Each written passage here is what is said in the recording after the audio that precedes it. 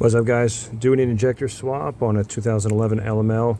I had two injectors that were giving me a really hard time. I ended up breaking off the top of the injector trying to get it out with a slide hammer, but nonetheless I want to show you how to try and traverse this with the least amount of difficulty as possible. So this is a borescope from Snap-on. As you can see, it's got an illuminated camera here. We're going to shove that down into cylinder number 1 and show you what this looks like in a good shape. This has not been cleaned yet, but there's a little bit of debris there. It's mostly some of the penetrating oil I sprayed down to get the O-ring to come out, which was almost pretty non-existent. But you'll see there's some soot at the bottom there. We're going to use a bore cleaning brush to clean that out. But on cylinder 3, it is not so much the case. This is all the debris that built up. You can see it's actually covering some of the hole here.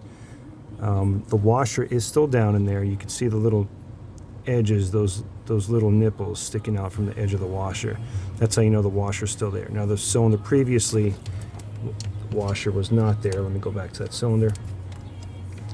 This cylinder, the washer came out. Oh, the camera's dirty. Hold on one second. Yeah, so that's what it looks like after it's been flushed out. There's no washer there. It's clean. It's been blown out with some shop air. That's ready for the injector to go in. Okay, let me just blow out the one with all that debris in it now. We're going to use some non-flammable brake clean here. Spray it down inside, help break it up a little bit, and then we're going to use this long-handled blowgun to blow it out.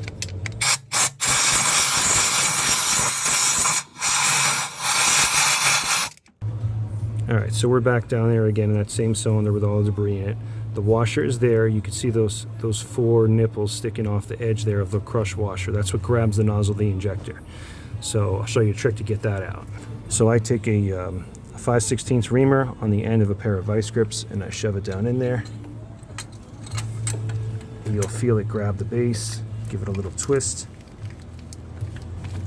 and it usually grabs it right away. Yep, there we go. There it is. Pulled it right out.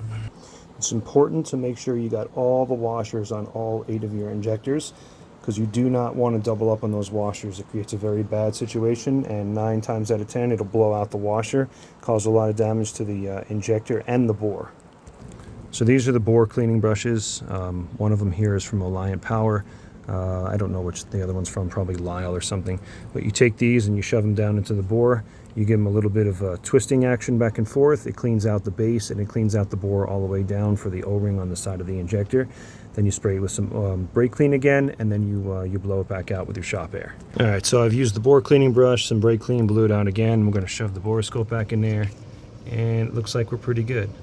The black around the edge right there is not debris. If you look at it, it comes and goes. That's because those are shadows.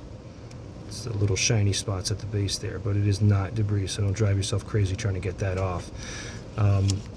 It's not uncommon for a couple of cylinders when you blow into them with the shop air to see anything come out of the intake, and the reason for that is because the intake valve is open.